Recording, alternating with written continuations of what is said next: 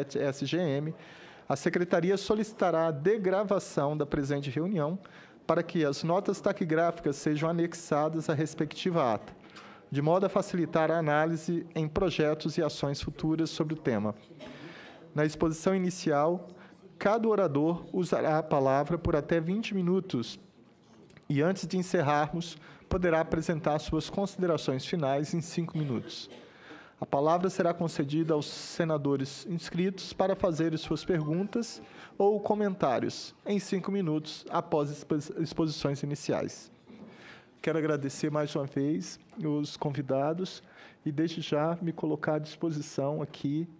A Comissão do Meio Ambiente, sintam-se em casa, é a casa de vocês, uma casa interativa, participativa, aberta a qualquer tipo de sugestão que seja para a preservação do meio ambiente. Tá bom? Com a palavra, por 20 minutos, o senhor Luiz Gilvan Meira Filho.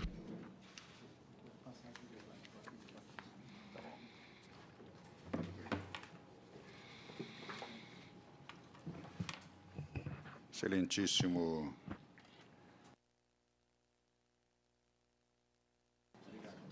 senador Comparato, muito obrigado pelo convite. É uma satisfação estar aqui. Fazia tempo que eu não vinha ao Senado e eu só estive sentado do lado de cá uma vez quando eu trabalhava em Brasília e fui encarregado pelo Executivo de vir fazer a defesa do protocolo de Quioto, da Convenção, e que foi aprovado pelo Congresso na época, né? Mas é uma satisfação muito grande. Eu gostaria de abordar o tema sob o ponto de vista do método científico, que é uma coisa complicada, razoavelmente intragável de ler e de aplicar. E desde já eu faço um oferecimento aos colegas que estiveram aqui há 2 dias atrás e que estiverem interessados em se aprofundar sobre a aplicação do método científico, eu estou completamente à disposição. Eu lembro que o senhor Albert Einstein está comemorando 100 anos daquela expedição a Sobral, no Ceará, para ver se a atração gravitacional do Sol curvava os raios de luz, e o que comprovou a teoria da relatividade geral, né, mostrou que o Einstein tinha razão. Mas o Einstein, com toda a sua fama, ele morreu sem acreditar na mecânica quântica, na equação de Schrödinger, o que significa que o problema é realmente difícil sob o ponto de vista filosófico ou lógico, né? Isso acontece, mas, de qualquer modo, eu estou à disposição dos colegas que quiserem conversar sobre isso. A história da mudança do clima é que a Terra recebe energia do Sol na forma de radiação no espectro visível. Isso porque a fotosfera, ou seja, a superfície do Sol, ela está a cerca de 6.000 graus absolutos, ou 6.000 Kelvin, e dependendo da temperatura, a cor muda. Quem já trabalhou fazendo ferradura de cavalo sabe que quando você esquenta, a cor vai ficando vermelho, cada vez mais claro, puxando para o amarelo. É exatamente isso que acontece. O Sol está tão quente que o máximo de radiação está na cor verde, é o chamado espectro visível. A Terra tem uma temperatura média de 300 Kelvin, o Kelvin é graus Celsius mais 273, né? Então, a radiação está no infravermelho. Agora, vamos ver o que é uma estufa. Uma estufa pode ser um carro no sol, com os vidros fechados, a radiação do Sol passa pelo vidro e a radiação de volta, ela não consegue sair porque o vidro bloqueia a radiação infravermelho. E o planeta Terra é uma estufa natural, porque na atmosfera há gases que bloqueiam parcialmente a radiação infravermelho. Se não fosse esse efeito, a superfície da Terra seria, a temperatura média seria de menos 15 graus Celsius e não de mais 15, como ela é hoje em dia.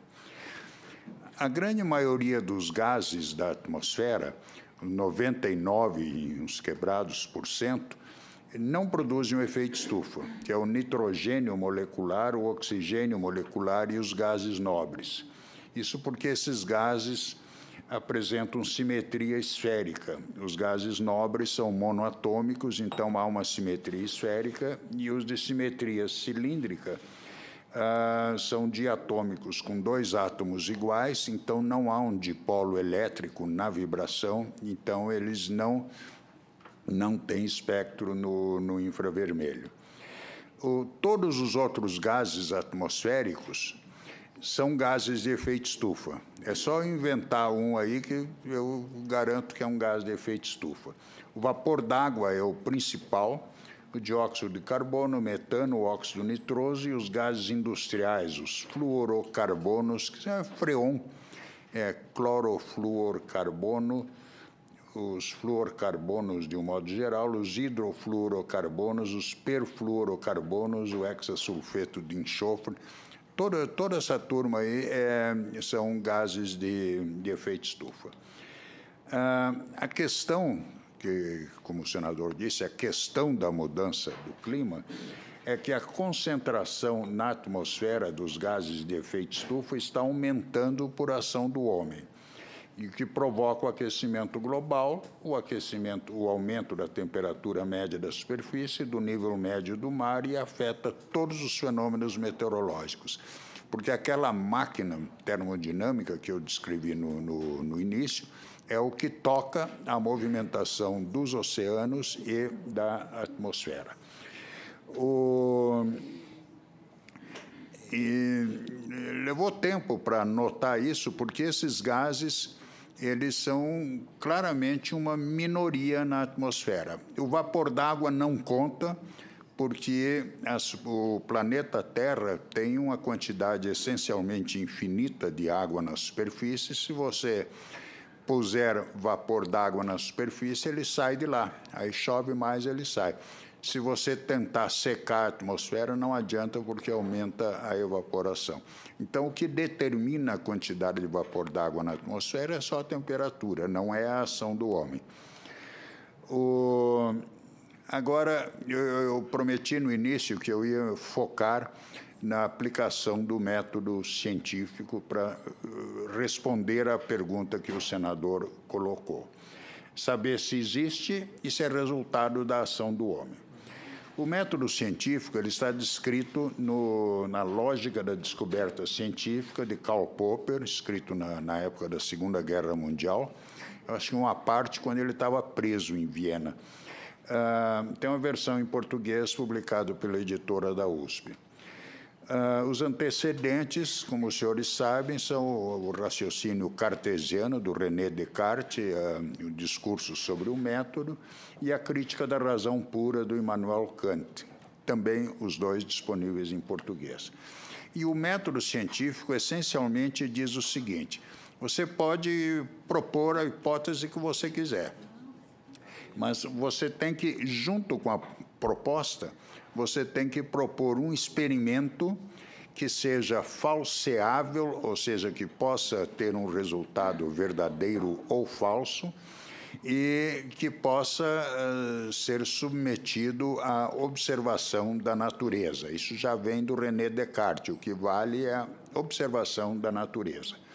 E aí você realiza o experimento e descobre se você, dependendo do resultado do experimento, se é verdadeiro ou falso. Uma coisa que confunde muito os leigos é o fato de que, no caso do teste direto da mudança do clima, um físico experimental diria muito simples: pega 2 planetinhas idênticos, leva para o laboratório.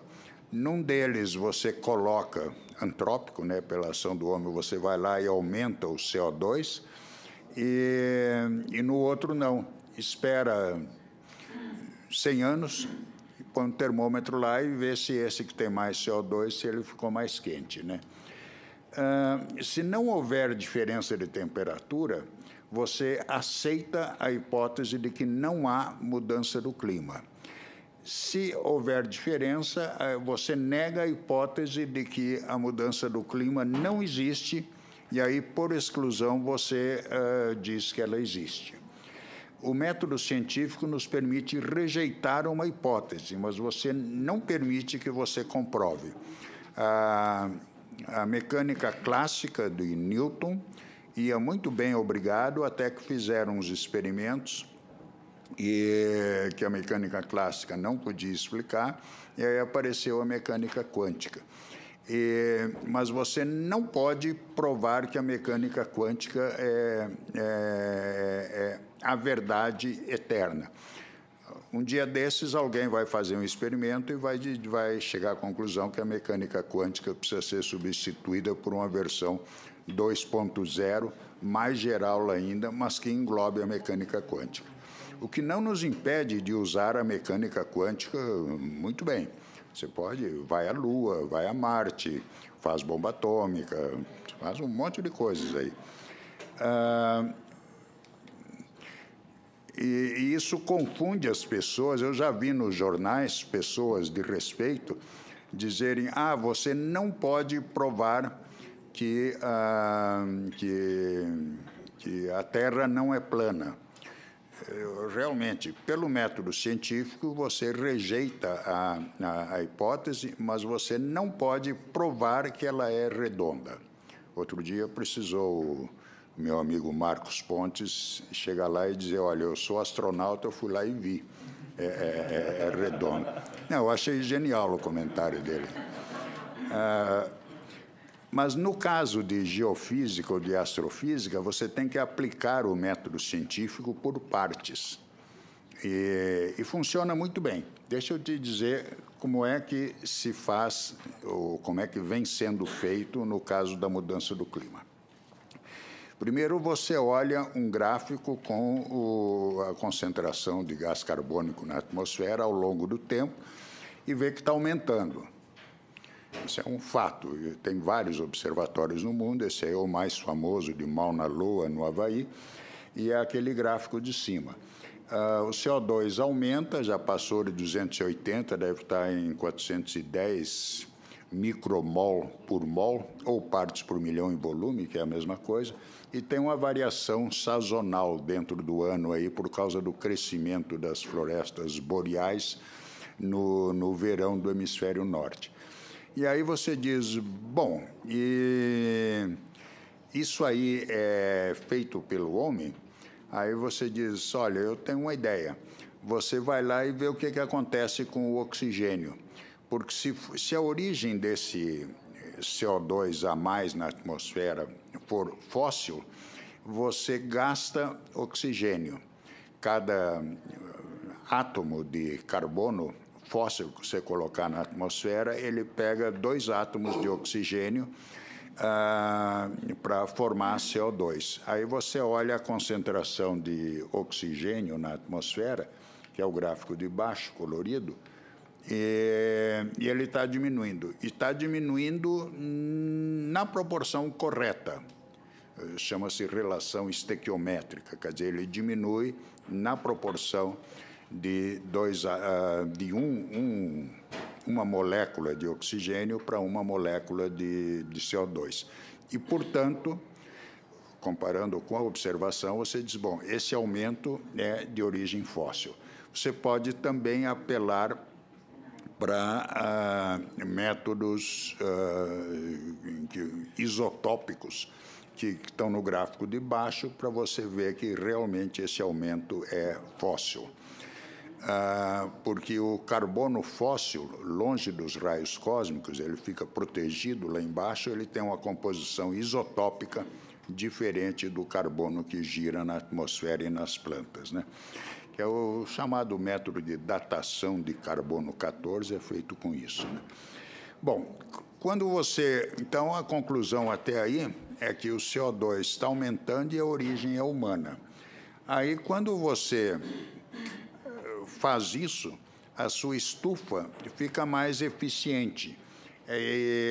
Agora, o quanto mais? Vamos colocar números. Você faz uma conta e isso dá mais ou menos 2 watts por metro quadrado, que é pouco. Você pega um aquecedor elétrico, desses de radiação, né? De 2 watts, que é fraquinho, mas por metro quadrado. Mas você deixa isso aí ligado por décadas, e aí esquenta. O quanto que esquenta... Deixa eu estava tentando desligar, agora eu vou desligar tudo.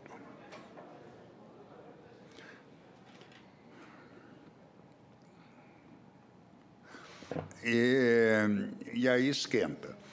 Aí, o quanto que esquenta é a primeira lei da termodinâmica. Vocês lembram que no ginásio a gente aprendia a definição da caloria, que é a quantidade de calor necessária para elevar de 1 grau a temperatura de 1 litro d'água. Essa é a primeira lei da termodinâmica. E essa conta é fácil de fazer.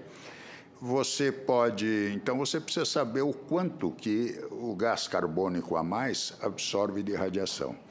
Hoje em dia, os computadores são bons e baratos. Você pode pegar a equação de Schrödinger da mecânica quântica e resolver. Você tem lá, tem a solução para as transições eletrônicas, as transições de vibração e as de rotação. O espectro infravermelho cai nas transições de vibração com a modulação rotacional. E tem um experimento famoso do senhor Tyndall, que dá nome a um grande centro de pesquisa sobre clima na Inglaterra. O senhor Tyndall fez o seguinte: ele pegou uma fonte de radiação infravermelho, que é um aquecedor, pôs um frasco de CO2 no meio do caminho e do outro lado ele pôs um detector de radiação infravermelho, que é um calorímetro, mais conhecido como um copo d'água com um termômetro dentro. É simples assim, porque a radiação infravermelho esquenta. E aí você chama de calorímetro esse detector. E aí você varia a quantidade de gás carbônico no meio do caminho e vê quanto que varia a temperatura lá. Então, dos 2 jeitos que você fizer, você calcula direitinho qual é a capacidade de absorção do CO2 para a radiação infravermelho. Eu já ouvi por aí, não me lembro de quem, comentários de que o CO2 não absorve radiação infravermelho. Isso é uma bobagem, como diria quem era o senador? Arthur Virgílio, que tinha umas frases geniais assim. Ele dizia que esse tipo de coisa ele diria provavelmente que isso é uma bobagem deslavada, né? Uma grande bobagem. Isso faz parte da mecânica quântica e é extremamente bem estabelecido. Se não absorvesse, a Terra seria 15 graus mais fria, 30 graus mais fria do que é hoje, né? Bom, aí agora vamos ver. Até aí você aplicou o método científico, sabe o que acontece, e você consegue, inclusive, calcular o quanto que a temperatura aumenta. Você pega a primeira lei da termodinâmica, faz as contas, 4 watts por metro quadrado, vê a superfície dos oceanos, e o quanto de temperatura aumenta depende da capacidade calorífica da água do oceano. Você sabe quanto tem de água, faz as contas. E é por essa razão que já em 1972, uma reunião internacional na Academia de Ciências da Suécia, primeiro fizeram no MIT, na Escola do Carlos aqui. Aí os americanos acharam que se só eles falassem, ninguém ia acreditar. Aí fizeram outra, em 72, na Academia de Ciências da Suécia, fizeram a conta e disseram, olha, gente, vai aumentar meio grau até o ano 2000 e mais uns 3 ou 4 até 2100. Hoje em dia, com um monte de satélites e supercomputadores, a conclusão é exatamente a mesma, porque essa conta é muito fácil de fazer. Você quer saber os detalhes?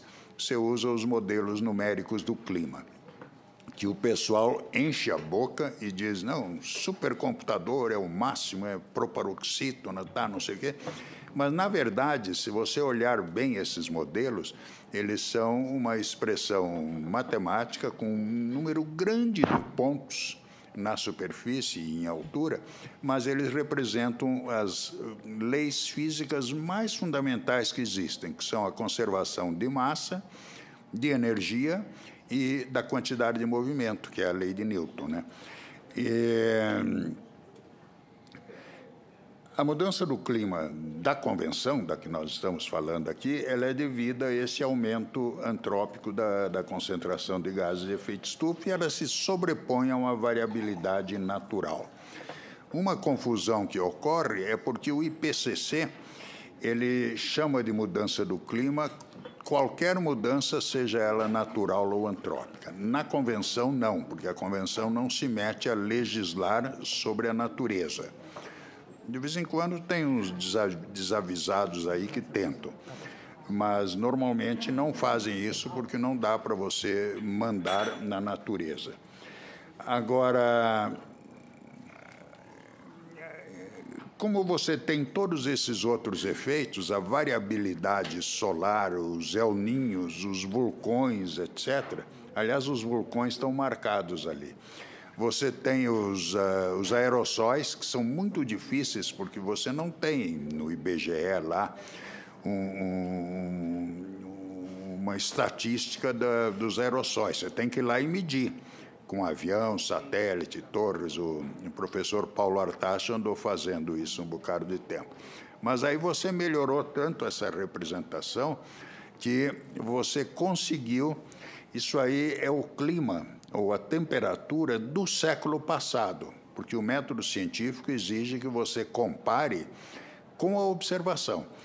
Em preto está o que foi observado, e em laranja são os resultados dos modelos de mudança do clima, ou modelos do clima, de vários centros do mundo inteiro. Como o clima é média, você olha para isso aí e diz, bom, consegui. Eu tenho uma representação do clima com os meus modelos que está boa. Na média ali está certíssimo. E aí eu vou lá e refaço essa simulação do clima do século passado, desligando as subrotinas lá do aumento do CO2. E aí eu obtenho a curva azul. E aí o que ocorre é que você olha para isso e diz, bom, agora método científico, dá para eu acreditar que eu observei a curva preta sem os gases de efeito estufa, ou seja, que por puro acaso a curva que era azul, por puro acaso ela chegou até a preta? E a resposta não, essa probabilidade é muito baixa. E foram esses dois gráficos aqui que fizeram com que em 2005, em Paris, quando foi anunciado um relatório do grupo de trabalho do IPCC, o governo francês mandou apagar as luzes da Torre Eiffel para chamar a atenção, e o IPCC, o grupo científico, disse, nós detectamos a mudança do clima. Então, essa frase foi por causa desses dois gráficos aí. E é daí que vem essa conclusão. Quer dizer, a frase correta, diria um purista, é que a hipótese da mudança antrópica do clima não existir, essa hipótese foi negada. Agora, como o público não entende essa colocação com uma dupla negativa, é que se diz, olha, eu detectei a mudança do clima. Ao fazer isso, eu ganho confiança nos modelos e continuo o cálculo para o futuro. Isso aqui é do terceiro relatório do IPCC, porque do último relatório ele é igual, mas o gráfico não é tão simples, tão bonito quanto esse. Aí você, a partir de agora, de 2000 e pouco, você faz até 2100 e mais adiante para o futuro. A curva vermelha é o caminho que nós estamos seguindo. A amarela de baixo é o que aconteceria se eu zerasse as emissões hoje, que não vai ocorrer. Mesmo assim, os gases continuam lá na atmosfera por algum tempo e a temperatura continuaria subindo um pouco. A curva azul é do Acordo de Paris, chama-se vamos parar em 2 graus em 2100. E a verde é uma intermediária. Eu precisava pôr aí a curva de 1,5 grau, que está um pouco abaixo da azul. Isso aqui é divertido. Quem me conheceu sabe que eu usava óculos, aquele da direita sou eu, né? Isso aqui é um artigo, é um ensaio na revista Nature de 2008 sobre uma reunião do grupo científico do IPCC em Madrid, em 95, e quem aparece... Isso aí é sobre o método científico, aparece o Bert Bolin, que foi o fundador e era presidente do IPCC, o John Houghton e eu, medindo ou olhando os dados para ver se a mudança do clima existe, né? Eu acho divertido isso aí. Então, uma outra curiosidade é que a temperatura de radiação do planeta Terra, ela não muda, e ela é fácil de calcular. Você sabe qual é a energia que vem do Sol e sabe quanto que sai por radiação de corpo negro, espontaneamente, que é proporcional à 4ª potência da temperatura. Essa não pode mudar, porque há um equilíbrio de energia. E a mudança do clima, na realidade, significa que você aumenta a temperatura da superfície da Terra, mas diminui na baixa estratosfera, de tal maneira que quem olha de fora acha que a temperatura não mudou. E é interessante porque uma maneira de você verificar a mudança do clima é que se você diminuir a temperatura na estratosfera, você encolhe, porque a temperatura é menor, você encolhe a atmosfera exterior. Isso diminui o arrasto para os cacos de satélite que andam por aí. Eles duram mais tempo, aumenta o lixo espacial, e é uma maneira de você ver, de você constatar a mudança do clima. Sugestão com o professor Jacalha, que trabalha com esse tipo de coisa. Para estabilizar a concentração, vai ter que reduzir as emissões aí cerca de 60% em relação aos níveis de 90. Isso aqui mostra o efeito de uma emissão num ano de gás carbônico, de CO2, de metano e óxido nitroso. A temperatura leva bastante tempo para aumentar e depois para decair. As emissões, o aumento de temperatura de hoje é devido às emissões de 40 anos atrás do CO2. Né? O metano é 20 anos só.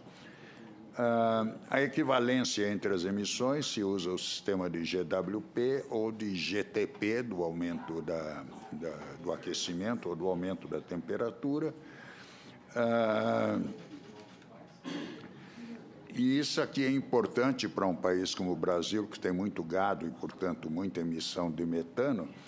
A conta feita pelo GWP diz que o metano é 23, ou 27, ou 28 vezes mais, provoca 20 e tantas vezes mais mudança do clima do que o CO2. Quando se olha o efeito na temperatura, não é tudo isso, é só 4 vezes. Tá? E isso é extremamente importante por causa da importância da pecuária aqui no Brasil. Na primeira comunicação nacional, tinha acabado de sair do governo e eu ajudei a escrever, eu não deixei o Brasil colocar lá no seu inventário as emissões equivalentes e escrevi. Olha, isso é porque isso vai induzir a medidas erradas de mitigação. Depois, nas outras comunicações, eu já estava muito ocupado com outras coisas por aí, e aí o governo começou a pôr. Me disseram que na última puseram as duas, com o GWP e com o GTP. O embaixador André Correia do Lago, um dos gênios da arquitetura do mundo, né?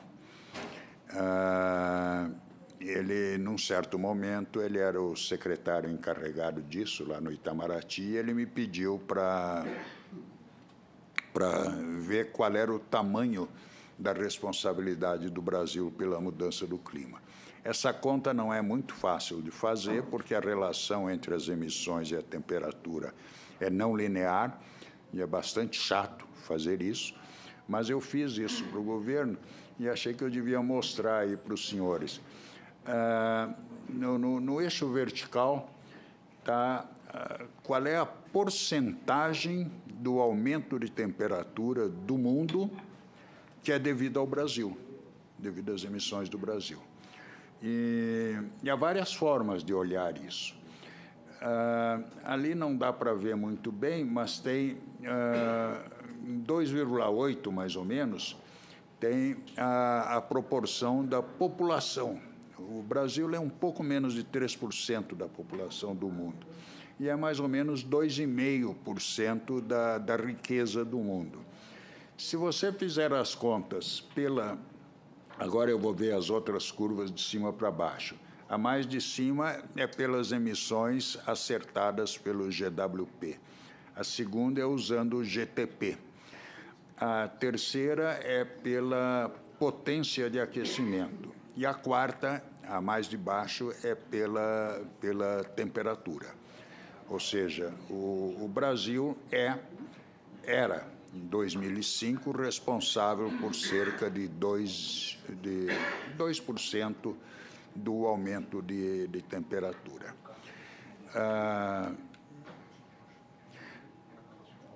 Outra coisa que eu li outro dia é que palestras aí para pessoal da agricultura disseram, não, importante não é a mudança do clima, são as previsões feitas aí com 9, 10 anos de antecedência sobre o clima, independentemente de haver a mudança do clima ou não. Aí eu achei que eu devia mostrar para os senhores que, se eu pegar um exemplo simples, com 4 critérios de tomada de decisão, se eu pegar o clima médio, eu compro proteção, quer dizer, eu tenho um custo, eu vou ter uma perda de R$10.000 e eu posso me proteger disso por R$5.000. E aí eu tenho que olhar a previsão e decidir se me protejo ou não.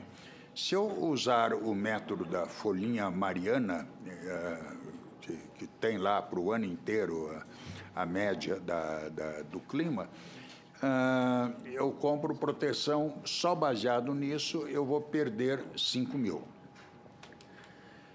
Se eu olhar a frequência de ocorrência, aí for lá no INEMET, tá, não sei o quê, pegar a climatologia, eu perco aquela segunda barra ali, 4.000 e pouco. Se eu usar Se eu comprar a proteção, se a precipitação prevista for maior do que o limiar, eu perco um pouco menos. E se eu fizer direito usar o método de inferência bayesiana, ou seja, eu compro a proteção se a distribuição de probabilidade, levando em conta a previsão que não é perfeita, é o que eu perco menos. O problema é que se eu começar a acreditar e usar a previsão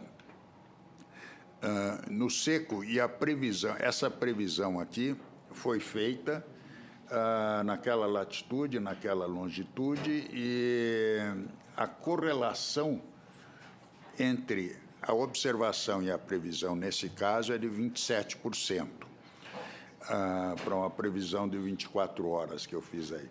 Mas, se eu usar isso aí, essa previsão no seco, eu perco mais dinheiro. Se eu usar o método de inferência bayesiana, é o que eu saio ganhando mais. Agora, se você começar a acreditar em previsões com 9, 10 anos, sem ter base para isso, você vai perder dinheiro, você vai cair neste caso aqui. E isso preocupa, porque se agricultores começarem a usar previsões indevidas, ele tem um prejuízo grande. Senhores, muito obrigado.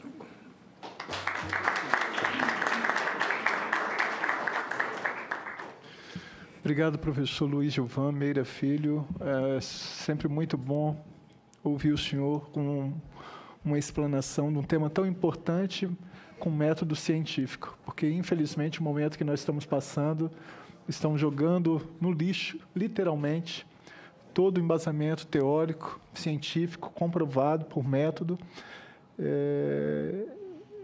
com uma postura extremamente negacionista. Mas, muito obrigado. Passo a palavra ao senhor Carlos Nobre para suas considerações. Por gentileza, vamos obedecer o prazo, tá bom?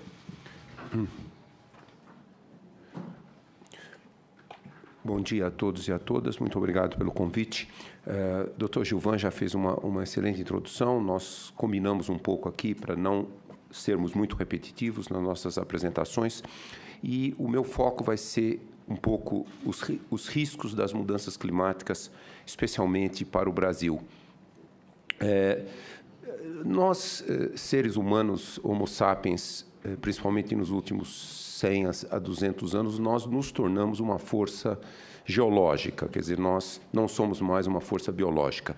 E realmente há muita evidência científica de que não vivemos mais a última época geológica, o Holoceno.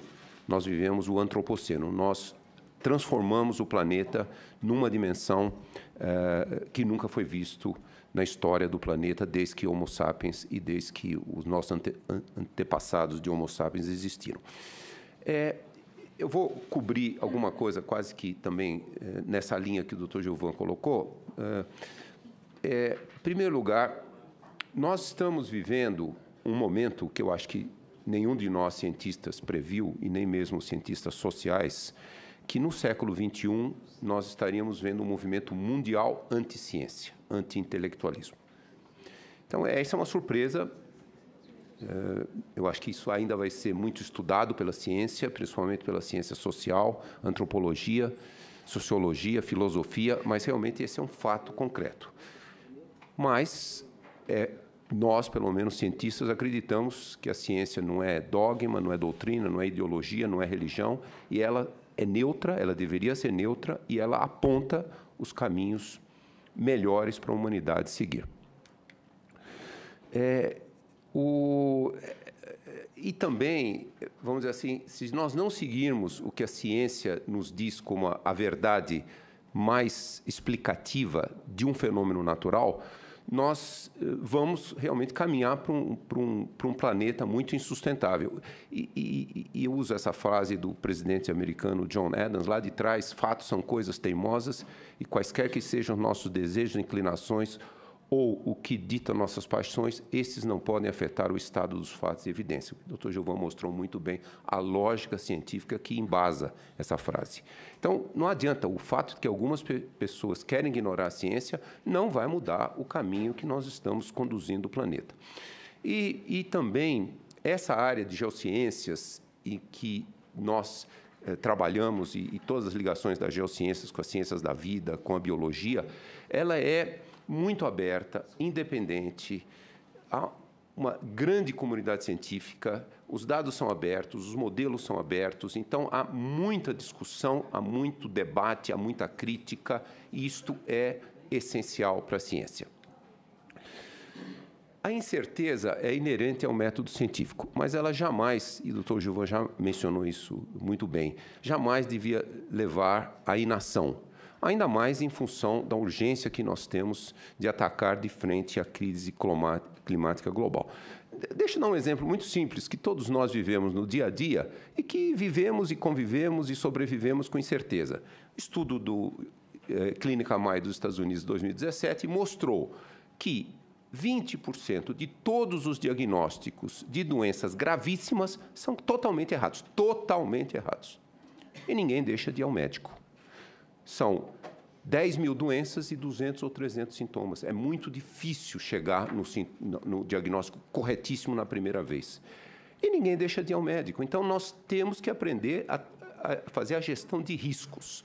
E falando em gestão de riscos, eu também quero mencionar isso, porque é uma coisa muito recente, e era bom que todos nós do Brasil também prestássemos atenção ao que acontece em outros países. O Instituto Cato é um think tank americano que lidera as articulações para derrubar qualquer medida de redução do risco das mudanças climáticas. Jerry Taylor, 9 dias atrás, dia 21 de maio, ele escreveu esse artigo, e eu vou ler algumas frases, porque eu acho isso muito importante. Quer dizer, um instituto que é central entre os negacionistas céticos.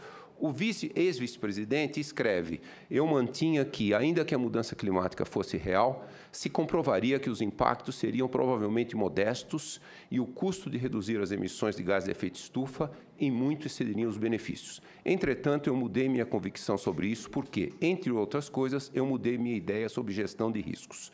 Se pensarmos em riscos climáticos da mesma maneira que pensamos em riscos em outros contextos, por exemplo, saúde humana, devemos, com toda certeza, nos proteger e fazê-lo agressivamente, por remoção dos combustíveis fósseis da economia tão rápido quanto possível. Isso é um ex-vice-presidente de um dos mais regressivos centros think tanks dos Estados Unidos. E ele continua. Nunca antes nós conduzimos um experimento onde os gases de efeito estufa foram injetados na atmosfera nas taxas dos dias de hoje. Nós não temos um planeta de reserva se as coisas forem horrivelmente para a direção errada. Isso eu acho muito importante. Nós estamos conduzindo um experimento que não há paralelos no passado, pelo menos desde que nós existimos por alguns milhões de anos, Homo sapiens erectus e antecessores. Quando se trata de manejar riscos de enormes dimensões, economia avançada de bom senso sugere que nós devemos considerar mudança climática muito seriamente. Isso é um ex-vice-presidente de um instituto que sempre batalhou contra as ações de mudança climática. Ele não é o único. Nós estamos vendo quase que mensalmente ex-céticos, ex-negacionistas, todos chegando nessa conclusão. Então, isso mostra que nós temos realmente que olhar essa questão também sob o ponto de vista de risco. Nós não teremos nunca certeza absoluta do futuro, mas qual é o risco de seguirmos nessa trajetória?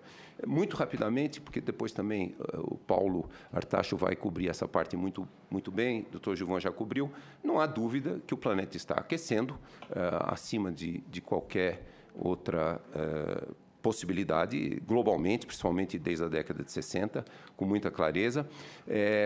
Isso aqui é o dado comparando com 1880 a 1900, século XIX. Vejam, o Nordeste já subiu mais de 2 graus, o resto do Brasil, aquela parte cinza, porque não tinha estações meteorológicas para comparar no século XIX, o resto do Brasil, Sul e Sudeste, já subiu mais que 1 grau.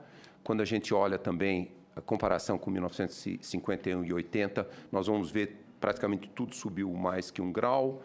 Então, quer dizer, um aquecimento global muito acelerado. Esses são 4 diferentes fontes de dados para medir, desde 1900, as temperaturas no Brasil. A última década é a mais quente já registrada. A gente vê que isso acontece dois conjuntos de dados, Amazônia, Nordeste e Sudeste da América do Sul. Não há menor dúvida, a última década é a mais quente já registrada. Isso tudo são observações de vários centros diferentes que permitem avaliar até o tipo de erro em cada uma dessas análises. E também nós já estamos vendo a mudança de precipitação em milímetros por dia, e quando a gente olha o gráfico da esquerda, nós vamos ver essa aqui é 1961 a 90 e de 2010 a 2018, menos aquele outro padrão. Nós estamos vendo um padrão que isso vai aparecer mais de uma vez aqui nessa discussão, um padrão de menos chuva no Nordeste e na Amazônia e mais chuva no Sul e uma parte do Sudeste. Esse é um padrão que a maioria dos modelos climáticos projeta para o Brasil. As evidências das mudanças climáticas são tão avassaladoras que realmente ninguém podia minimamente duvidar.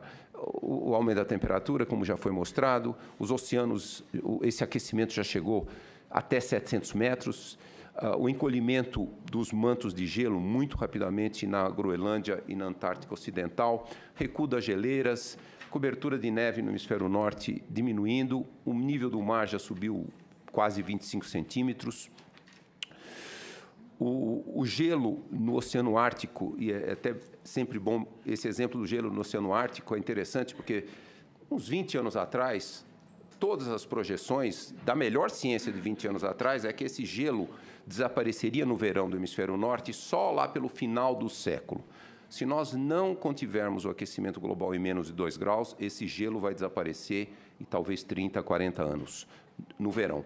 Eventos extremos, eu vou falar um pouquinho mais, e a acidificação dos oceanos. Eu sempre gosto de também lembrar da acidificação dos oceanos, porque mesmo a fala do Jerry Taylor, de que se o custo de mitigar, de reduzir, fosse gigantesco e valesse a pena não fazer nada porque nós podemos nos adaptar, mas ele não pensa que o oceano ia acabar com o oceano. Se a gente continuar emitindo gases de efeito estufa, esse CO2, uma boa parte, vai para dentro dos oceanos, acidifica os oceanos e 40% da vida marinha poderia desaparecer. Vamos olhar, deixa eu mostrar muito rapidamente o que a gente já está enxergando de aumento na intensidade e frequência dos extremos.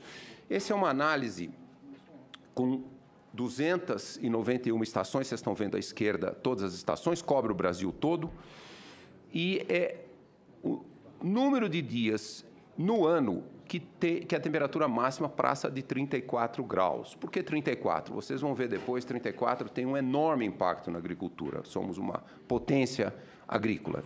E vejam que na década, isso começa em 61, termina em 2010. Na década de 60, nós tínhamos aí não mais do que 30 dias. Hoje, não temos menos de 60 dias. Então, é uma prova que não há como não perceber um grande aquecimento global.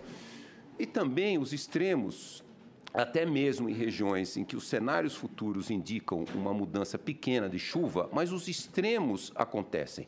Nós temos visto, isso é super recente, que teve um enorme impacto econômico no nosso país. Ali estou mostrando as anomalias de chuva no Sudeste, e o Sudeste todo, com a mega seca de 2014, depois a continuidade da seca em 2015. Janeiro desse ano nós tivemos, não está nesse mapa, tivemos uma seca muito pronunciada. Então, além de tudo, os extremos de um lado ou de outro de chuva estão ficando mais frequentes. Isto é também um sinal do que virá. É quase que, pegando carona numa frase do governador da Califórnia, Jerry Brown, quando lhe perguntaram o que está acontecendo, por que tantos incêndios florestais, ele falou, esta é a nova normal. A Califórnia tem que se acostumar que essa é a nova normal. Muito preocupante o Nordeste. Essa é uma série de 1962 até 2018, e nós tivemos, 2012 e 2018, a mais longa consecutiva seca na história do Nordeste, desde que se tem registros, começando lá em Quixeramobim, na época do Império. Então, muito preocupante a curva de cima é todo semiárido, é todo o Nordeste, a curva de baixo é só o semiárido. Esse fenômeno aconteceu também na escala do Nordeste. Muito preocupante, uma região que já é semiárida. E o que está acontecendo no Nordeste? Essa cor vermelha é as regiões semiáridas e cada gráfico desse é uma década, começando na década de 60. E esses dois de baixo são as 2001 a 2010, 2011 a 2016, tanto com um conjunto de dados, e o de baixo com um conjunto de dados do CPTEC-INPE. O que nos preocupa muito? Nós estamos já vendo um fenômeno de aridização. Isso aqui é observação, isso aqui não é projeção, isso é observação. Então, nós já estamos vendo, inclusive no norte da Bahia, nesses últimos anos, em função dessa mega seca 2012 e 2018, nós estamos vendo os primeiros sinais de um clima árido, não é mais semiárido. Então, isso é uma observação que tem que realmente levar a muita preocupação. E também, o que nós estamos vendo, uma coisa que nós não víamos na Amazônia, no registro paleoclimático da Amazônia, nós nunca vimos secas e inundações, secas e muita chuva com essa frequência. Seca em 2005, 2010, 2015 e 2016, inundações em 2009, 2012 e no Sudeste e no Sudoeste, em Rondônia, 2014 e 2015. Então, alguma coisa está mudando e eu vou, de novo, usar a expressão do governador Jerry Brown da Califórnia. Vamos nos preparar, porque essa é ou será a nova normal climática.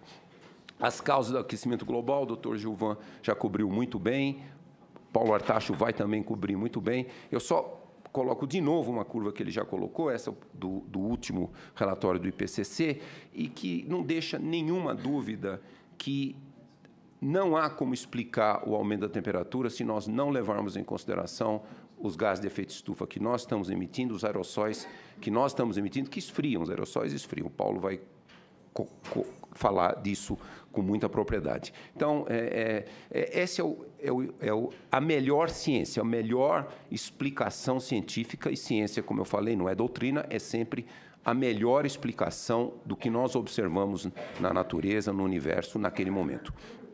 Também a América do Sul aparece ali, um dos gráficos, mostrando que essa é a explicação para a América do Sul. Limites de adaptação às mudanças climáticas. Deixa eu colocar um pouco essa questão. Todo mundo usa esse exemplo aí conhecido do sapo. Você coloca um sapo numa panela de água quente, ele percebe o risco, ele pula imediatamente. Mas se você colocar o sapo numa panela de água fria e aquecer devagarzinho, ele não percebe o risco, ele morre. Então, a percepção de risco varia muito geograficamente e temporalmente e também em função de aspectos culturais. E essa é uma questão importantíssima. Eu pergunto, há limites absolutos para adaptação? Por que eu digo limites absolutos? Porque a gente podia imaginar, não, nós, usando essa expressão aqui, o nosso principal equipamento evolutivo, o nosso cérebro. Então, nós podemos nos adaptar a qualquer... Nós aqui tem ar-condicionado, nós podemos nos adaptar, não há problema. Não, não é verdade. Eu mostro alguns exemplos até para nós. O corpo humano se adaptaria aos valores de temperatura e umidade projetados para o futuro se nós não conseguirmos manter a temperatura com menos de 2 graus? Então, essa é uma questão importante. Nós, corpo humano, saindo aqui no ambiente aqui em Brasília, em 2100, não nós, pelo menos eu não estarei mais vivo, mas eu digo, os nossos netos. Essa é uma pergunta relevante, e essa não é uma pergunta que é muito discutida ainda como uma consequência de mudança climática, infelizmente, porque essa nos atinge diretamente. Não, nós não resistiríamos. Por quê? Nós temos um limite fisiológico. Qual é esse limite? É 35 graus de temperatura do ar e 100% de umidade relativa. Nessas condições, se a gente for colocado numa câmara com 35 graus e 100% de umidade relativa, quer dizer, o ar está saturado, nós não perdemos mais calor metabólico por transpiração e não conseguimos mais trocar calor do corpo por radiação, perda por emissão de radiação térmica. Um bebê e um idoso dura meia hora, uma pessoa super saudável, 3 a 4 horas. Conhecidíssimo da medicina há muito tempo, porque as pessoas que trabalham perto de caldeiras, etc., tem que respeitar esses limites. Isso é conhecidíssimo. E aí tem aqui embaixo, desculpe, não ficou muito claro, mas não é só 35 graus. Se tiver 41 graus, é 58% a umidade relativa. Então, e ali mostra nesse gráfico, se a temperatura não tiver nenhum controle, no século seguinte, todas aquelas regiões em lilás, elas serão regiões impossíveis de viver.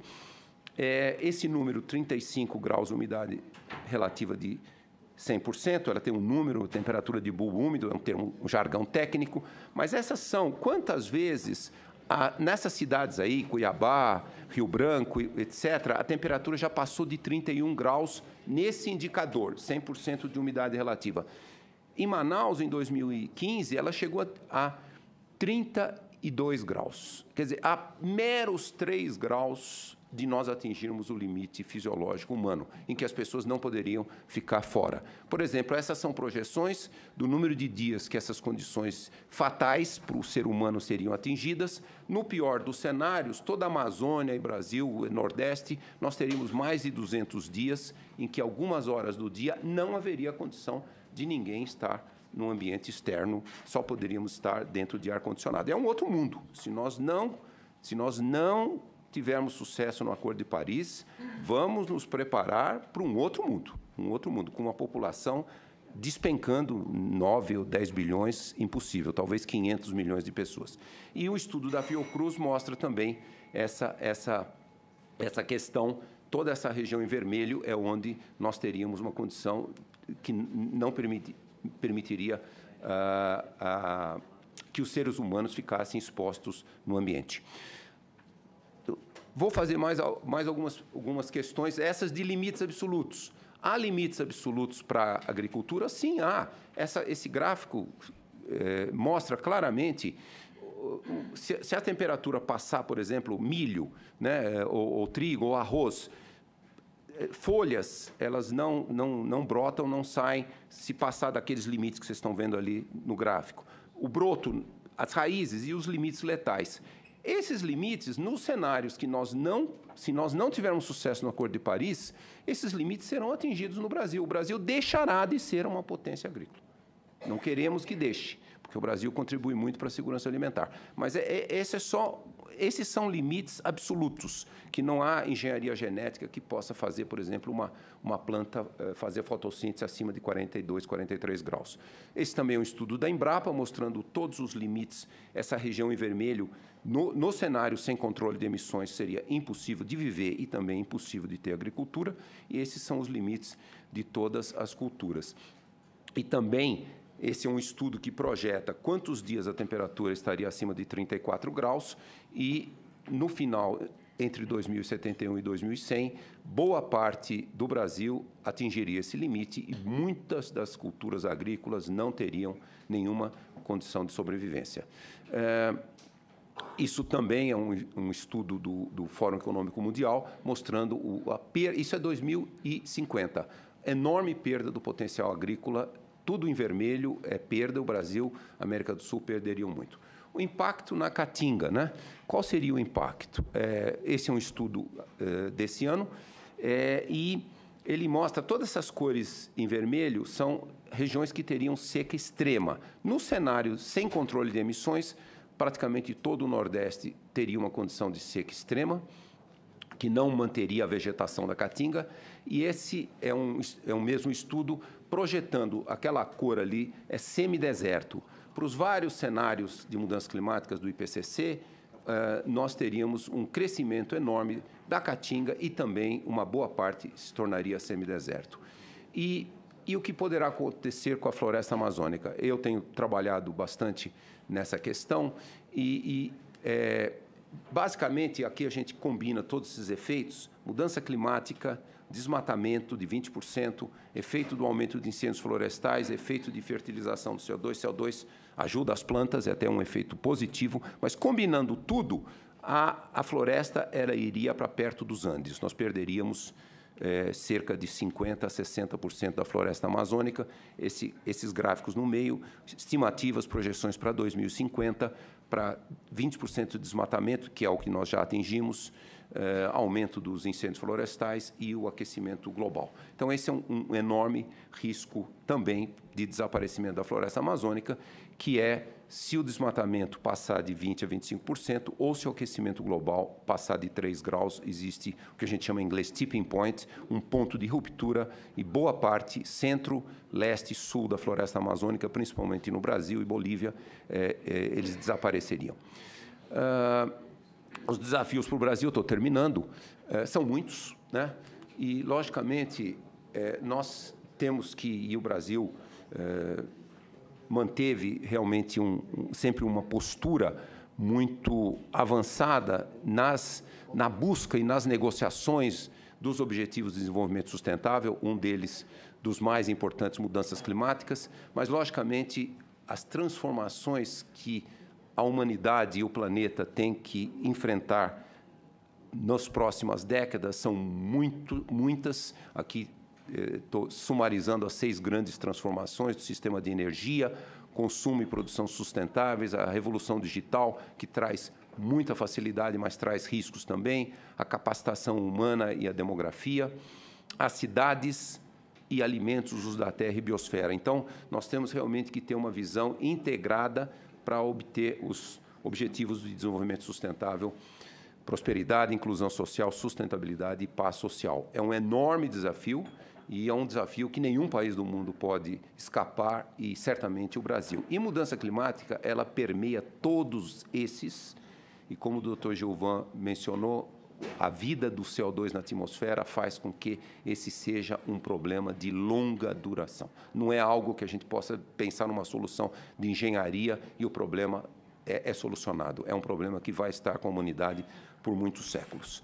E, finalmente, talvez a conclusão é que realmente o Brasil ele não pode, seria um enorme prejuízo para as futuras gerações. O Brasil abandonar o protagonismo que ele construiu nos últimos 30 anos nessas discussões de enfrentamento das mudanças climáticas. O Brasil é um dos países que mais se destacou. O Dr. Gilvan teve um papel muitíssimo importante desde o início e, portanto, as nossas metas de NDC, que são ambiciosas, elas têm que ser cumpridas. Nós temos que ter mais ambição até depois de 2030 e nós temos que realmente acelerar as nossas políticas de adaptação. Essas políticas de adaptação e práticas nós estamos mais atrasados, por exemplo, que a maioria dos países desenvolvidos. E essa realmente, Brasil e a busca de sustentabilidade devem caminhar juntos para sempre e como principal legado que nós vamos deixar para as futuras gerações. Muito obrigado.